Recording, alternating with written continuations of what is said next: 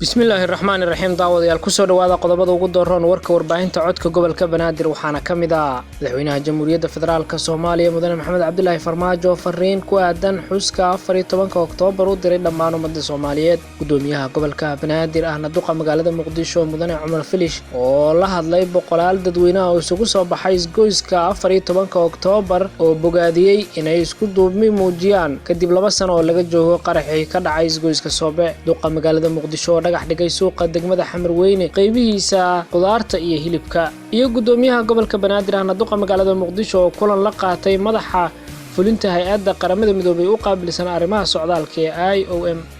intaas daawadayaal waxay hayeen qodobadii ugu dooranaa warka warbaahinta codka gobolka Banaadir iminkan waxaad u diyaar garowdaan warkii oo intaan ka faahfaahsan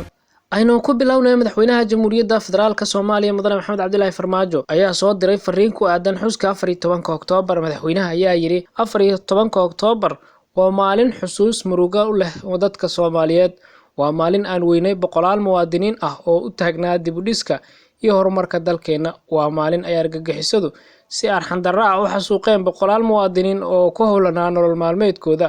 ayna agoomeeyeen kumanaan caruur ah sidoo kale madaxweynaha ayaa yiri qof kasta oo Soomaaliyeed waa uu xasuusan yahay dareenkii murugada lahaa ee ka dhashay weerarkan bahalnimada ah ee argagixisadu ay ku bartilmaameedsadeen shacabkeena si la mid ah taas waxaa muhiim ah in aan xusuusano midnimadii gurmadkii iyo sidii dhammaan dalkeena Soomaaliyeed ay ugu wada istaageen wax u wada qabashada shacabkeenii ay dhibaateeyeen cadawgu sidaas waxaa yiri madaxweynaha Jamhuuriyadda Federaalka Soomaaliya Mudane Maxamed Cabdullaahi Farmaajo dhanka kale gudoomiyaha gobolka Banaadir ahna duqa magaalada Muqdisho Mudane Cumar Maxamed Filish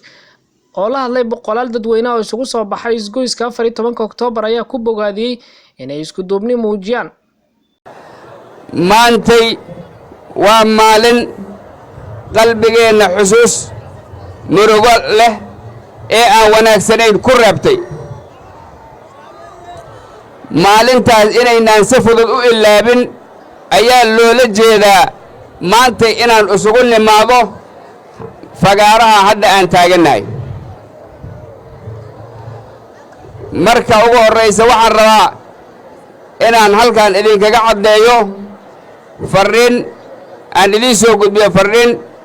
madaxweynaha jamhuuriyadda Mudane Maxamed Cabdullaahi Farmaajo iyo ra'iisul wasaarihiisa Xasan Cali Khayre ay ii soo dhiibeen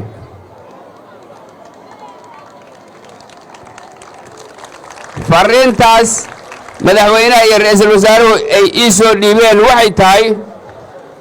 naga gaarsiin shacabka gobolka Banaadir ee samirka badan ee dulqaadka badan inay ku habboonayd maantay inaan kala soo qayb galno munaasabadda aan taariikhiga ah oo ka turjumta dadkaani ma ilaabo cidda wax yeesha fariintaas waxay xambaarsan tahay maadaama ay tahay xilli qorrax kulayl ah meeshu ay tahay waddo laami ah haddaan dhammaanteen kala qayb qaadano dhibaato qorrax waa rafaadayaane aan koobno cidda nooga qaybgelaysa isla markaas fariintayna gaarsiin karta intaas ayay isoo fareen waad maqlaysiinaan filaya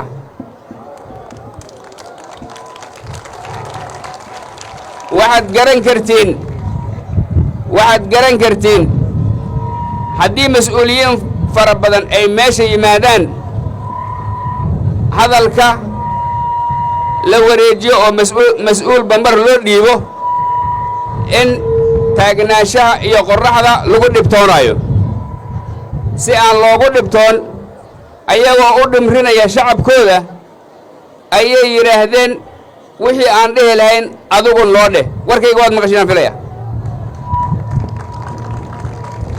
sidaas darteed walaalayaal maalintan ayada ah maalintan 14 Oktoobar ee wixii aad ogeydeen ay ka dhaceen goobtan maxaa laga bartay waxa laga bartay inaan isku duubmi karno waxa laga bartay inaan adkaan karno waxa laga bartay in cadawgeena aan u midowno xarunta aqalka dowladda hoose ee xamar ayaa gudoomiyaha gobolka banaadir ahna duqa magaalada muqdisho mudane cumar maxamuud maxamed cumar filish waxa uu kulan kula qaatay madaxa fulinta hay'adda qaramada midoobay u qaabilsan arrimaha socdaalka ee IOM Miss Diana waxaana kulanka goobjoog ahaa gudoomiye ku-xigeenada maamulka gobolka banaadir iyo xogayaha guud ee gobolka banaadir. mas-uuliyiinta labada dhinac ayaa qodobadii ay ka wada hadleen waxaa ka mid ahaa sidii loo dirdirgelin lahaa mashaariicda horumarineed ee laga fulinayo magaalada muqdisho ee caasimadda Soomaaliya, shaqo abuurka dhalinyarada iyo arrimo la xiriira maareynta barakacayaasha. madaxa fulinta hay'adda qaramada midoobay u qaabilsan arrimaha socdaalka ee IOM Miss Diana ayaa kulanka kadib la hadashay warbaahinta iyadoo sheegtay inay diyaar u tahay la shaqeynta maamulka gobolka banaadir iyo sidoo kale dowladda Soomaaliya. dhanka kale gudoomiyaha gobolka banaadir ahna duqa magaalada muqdisho mudane cumar maxamuud maxamed cumar filish ayaa waxa uu sheegay in hay'adda IOM